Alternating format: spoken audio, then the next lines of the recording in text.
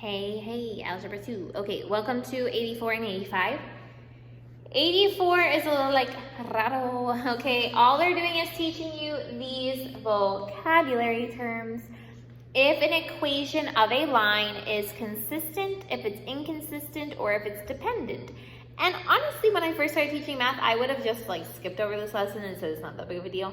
But I have learned that it really is important to know your terminology. Really important to know, at least have a base that you've heard those words before, and you just have to be reminded again what they mean, okay?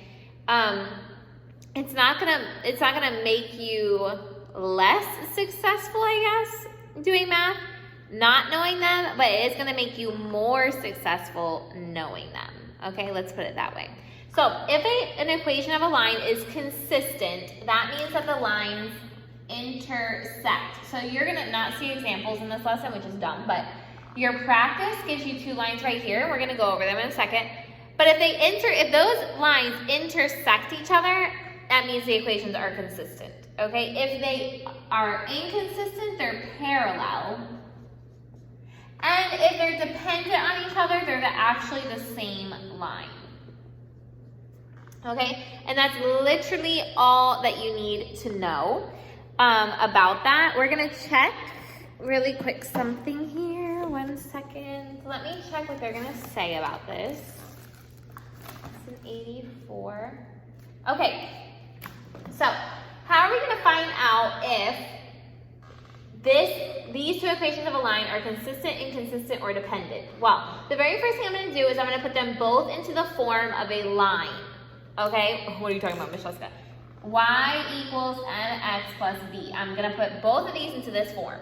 This one is very close into that form. They have the y on this side, the x right there, but all you have to do is divide your 2. So now you have y equals 3x plus 5 over 2. Okay, then we're going to start to analyze these lines. This one over here, I'm going to have to make, okay, let's see, it's negative y equals negative 3x minus 2, and then you just change the signs. So you have y equals 3x plus 2. Okay, now, how are you going to know if those lines intersect? You're only going to know if those lines intersect if you graph them. But I'm going to see if I can avoid graphing them, okay? Well, how can we tell if it's the same line? Well, that's easy. We can tell if it's the same line if they're both the exact same equation, but there's something different in this equation. This is y-intercept of 5 over 2, and this is 2, so it's not the same line. These are not dependent lines. But are they parallel? Well, how do you know if two lines are parallel? If they have the same slope. Do these have the same slope? Oh, yes. So guess what they are? They're parallel. Now, if they were not parallel, and we wanted to see if they intersect, we would just do it. 5 over 2 is 2.5 for our y-intercept, so I would go here. Up 3 over 1, down 3 over 1. Right? And then you would see this one, this is plus 2, up 3 over 1. Oops. Down 3 over 1, and then you would see that they are parallel, okay, and not intersecting. But we don't need to do that part because we already found out that the slopes are the same, so that means that the lines are parallel. And that's lesson 84 in a nutshell. Okay, let's move on to lesson 85. Okay, this lesson makes me laugh because it's all stuff that we've done before. Except if you look at example 1, it's raro. Like, when have you ever seen a lines equation look like that? Well, it's not a lines equation, okay? I'm gonna show you one thing because you're not gonna see it a lot in this book, but you would see it in advanced math when you get there. But we know the equation of a line, y equals mc squared, y equals mx plus b, y equals mx plus b. But now we see the equation of a circle is x squared plus y squared equals something, okay? The equation of an ellipse is also x squared plus y squared equals something, okay? The equation of a parabola is y equals x squared minus x plus something, and hyperbola is x squared minus y squared equals something, okay? So just like there are equations of lines, there's also equations for the other shapes as well. And you would get very oriented with that when you move into advanced math if some of you guys are going to be going there, okay? Just to let you know. So when you see this, this is an equation of a circle, but we don't need to really know that to do this. How are we going to solve for x and y here? Well, I think the best thing to do is to make one of these either to equal to x or equal to y. It looks like equal to y is going to be the easiest one to do. Right? So then we have, this is negative, we change our sign, so y equals 2x minus 3, right? Now I'm going to plug that into here. So now we have x squared plus 2x minus 3 times 2x minus 3, so we have to square it. So that's 4x,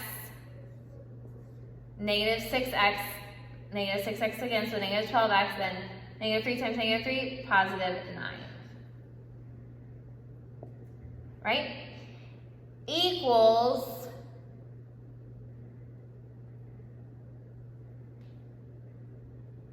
4x squared, pardon. Okay, equals 9, right? So now we eliminate the 9's, first of all. We combine our x squared, so I have 5x squared minus 12x equals 0, I guess, right?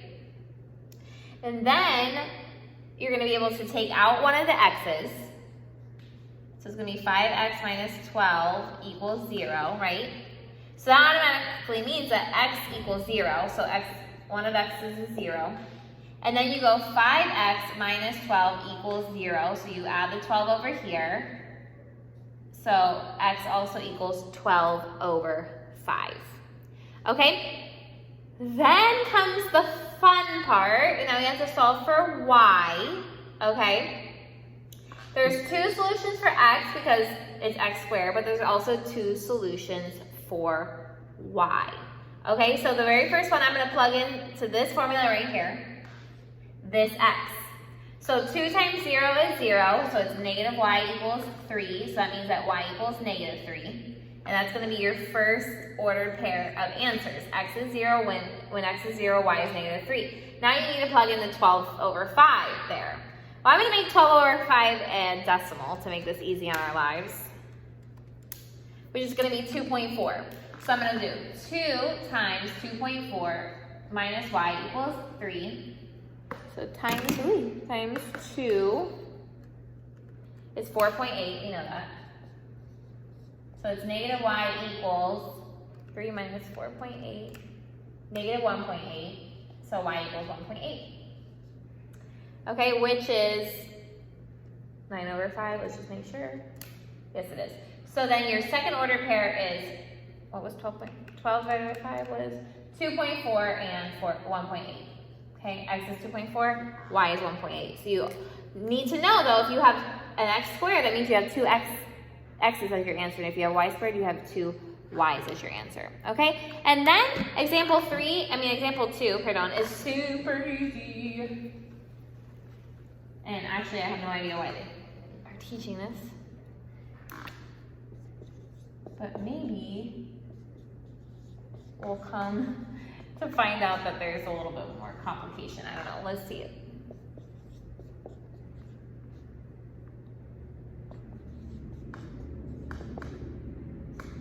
Okay, well, automatically I'm going to cancel this out. So that's going to be b, and b is 2b t d equals 40, right? So divide by 2, b t d equals 20, right? They ask us to solve for, well, they just say solve the system. Okay, well, now that we have BTD equals 20, let's plug that into here. 20 plus 5TD equals 25.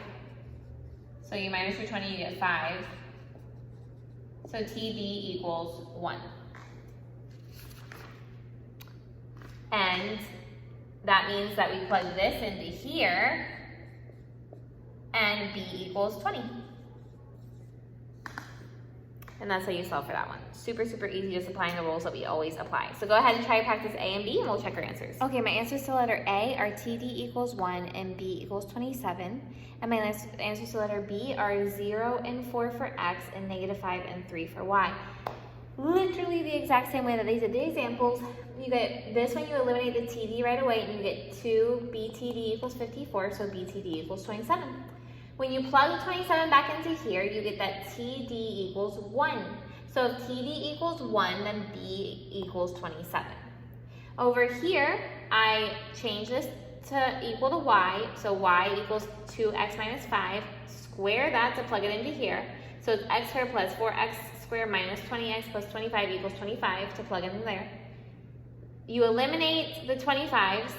You combine the x squared, so you get 5x squared minus 20x equals 0. Then you take out one of the x's, so x automatically equals 0, and then 5x minus 20 equals 0, so x equals 4. You plug the 0 into this one to get y, and you plug the 4 into this one to get y, and you end up with -5 and 3. If you guys have any questions, just let me know.